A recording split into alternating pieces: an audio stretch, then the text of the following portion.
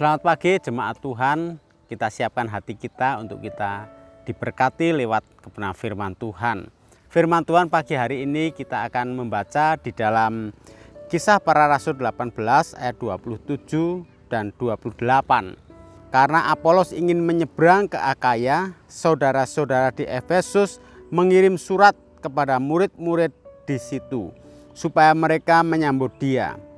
Setibanya di Akaya, maka ia oleh kasih karunia Allah menjadi seorang yang sangat berguna bagi orang-orang yang percaya. Sebab dengan tak jemu-jemunya ia membantah orang-orang Yahudi di muka umum dan membuktikan dari kitab suci bahwa Yesus adalah Mesias. Puji Tuhan, Bapak Ibu Saudara yang dikasih Tuhan, renungan firman Tuhan pagi hari ini saya memberi judul menjadi orang yang berguna. Kita membaca tadi di dalam Kisah Para Rasul pasal 18 ayat 27 dan 28 menceritakan tentang kehidupan Apolos. Apolos dikatakan seorang yang sudah memperoleh kasih karunia Allah. Dan seorang yang sudah memperoleh kasih karunia Allah itu bisa ditunjukkan atau dilihat ya aplikasinya, yaitu ketika Apolos dia meneguhkan hati orang-orang percaya bahwa Yesus adalah Tuhan. Saya akan tekankan di bagian kalimat yang mengatakan oleh kasih karunia Allah menjadi seorang yang sangat berguna bagi orang-orang yang percaya. Sebab dengan tak jemu-jemunya ia yaitu Apolos membantah orang-orang Yahudi di muka umum dan membuktikan dari kitab suci bahwa Yesus adalah Mesias. Memang di waktu itu orang-orang Yahudi berusaha untuk membelokkan iman jemaat, mengaburkan pengorbanan Yesus atau keselamatan yang sudah Yesus kerjakan di atas kayu salib. Tetapi Apolos dengan kasih karunia Allah, dia berusaha untuk meyakinkan ya dengan tidak jemu-jemu meyakinkan jemaat, meneguhkan hati jemaat bahwa Yesus adalah benar-benar Tuhan. Kita melihat juga aplikasi dari kasih karunia Allah yang diterima oleh jemaat yang ada di Makedonia. Kalau yang pertama kita melihat kasih karunia yang diaplikasikan oleh Apolos. Dia tidak jemu-jemu membantah orang Yahudi dan membuktikan bahwa Yesus adalah Mesias. Sekarang kita melihat kasih karunia yang dianugerahkan kepada jemaat yang ada di Makedonia. Saya akan bacakan di dalam 2 Korintus pasal 8 ayat 1 sampai ayat yang kelima. Firman Tuhan katakan demikian. Saudara-saudara, kami hendak memberitahukan kepada kamu tentang kasih karunia yang dianugerahkan kepada jemaat-jemaat di Makedonia. Selagi dicobai dengan berat dalam berbagai penderitaan, sukacita mereka meluap dan meskipun mereka sangat miskin, namun mereka kaya dalam kemurahan.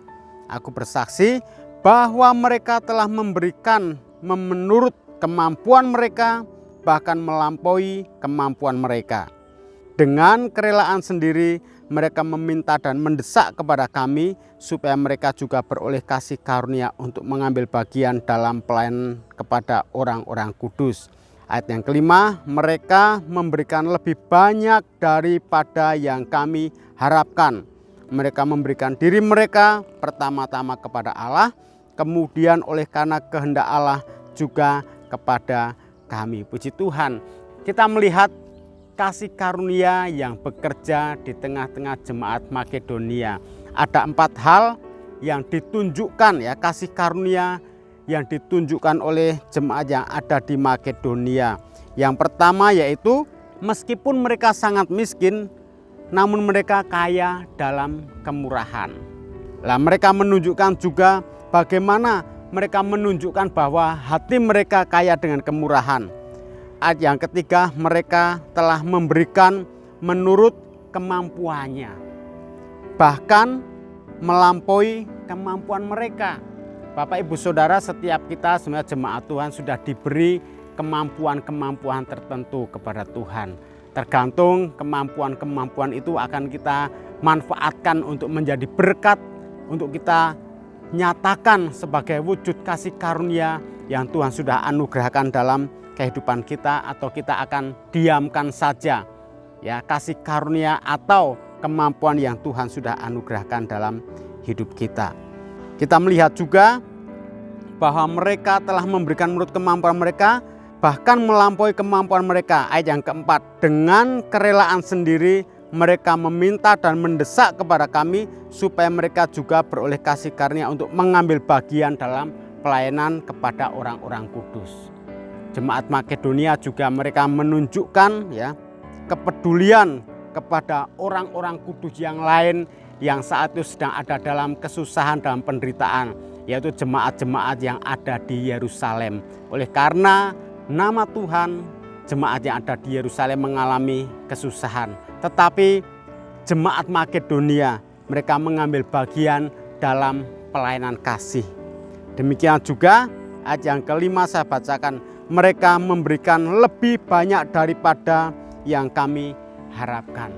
Luar biasa, inilah kasih karunia yang sudah dialami oleh Apolos, tapi kasih karunia juga yang sudah dialami oleh jemaat-jemaat Makedonia. Mereka mengaplikasikan dengan caranya masing-masing. Ketika Apolos diberi kemampuan untuk meneguhkan iman jemaat, meyakinkan siapa Yesus, maka Apolos melakukannya seturut dengan kasih karunia yang ia terima. Demikian juga jemaat Makedonia, mereka terima kasih karunia Allah, dan kasih karunia itu diwujud nyatakan lewat perbuatan dan tindakan hidup mereka. Mereka telah menjadi tangan dan hatinya Tuhan untuk menjadi berkat bagi orang lain. Puji Tuhan, mari kita sama-sama berdoa biar hidup kita menjadi berkat bagi orang lain. Bapa di surga, terima kasih buat kasih karunia yang Tuhan anugerahkan dalam kehidupan kami. Biar kasih karunia itu boleh menjadi nyata lewat tindakan dan perbuatan kami. Pakailah hidup kami Tuhan, selagi kami masih ada, selagi masih ada kesempatan, hidup kami menjadi saluran berkat bagi orang lain. Jadikan kami tangan-tangan-Mu, jadikan jemaat-jemaat Tuhan hati-Mu Tuhan, untuk kami peduli kepada orang-orang yang ada di sekitar kami. Terlebih pakai hidup kami menjadi berkat, bahkan seturut dengan kemampuan yang Tuhan anugerahkan kepada kami. Kami akan lakukan itu sebagai pelayanan kami kepada Tuhan. Terima kasih, berkati bangsa kami, berkati negara kami Tuhan, berkati tokoh-tokoh politik, berkati semua yang terlibat di dalam pemajuan bangsa kami. Tuhan menolong juga gereja lokal kami di mana kami beribadah kepada Engkau berjemaat, gereja GPDI JOTW. Tuhan akan terus Tuhan limpahi dengan anugerah-Mu dari Bapak Ibu Gembala, para staf gembala, para diaken, para pengerja, para aktivis, semua para koordinator-koordinator pelayanan. Mereka semua mengalami kelimpahan kasih karunia Allah, dan Tuhan memakai kami menjadi perpanjangan tangan Allah dan hatinya Allah. Terima kasih Bapa, sepanjang kegiatan kami hari ini kami serah dalam tangan Tuhan. Tutup bungkus kami dengan kuasa darah-Mu, dan biar sepanjang hari ini kami menikmati persekutuan dengan Engkau. Pimpin kami, bawa kami dari kemuliaan pada kemuliaan. Terima kasih Bapa, kami akan jalani sepanjang hari ini bersama-sama dengan Engkau di dalam nama Tuhan Yesus Kristus. Haleluya. Amin.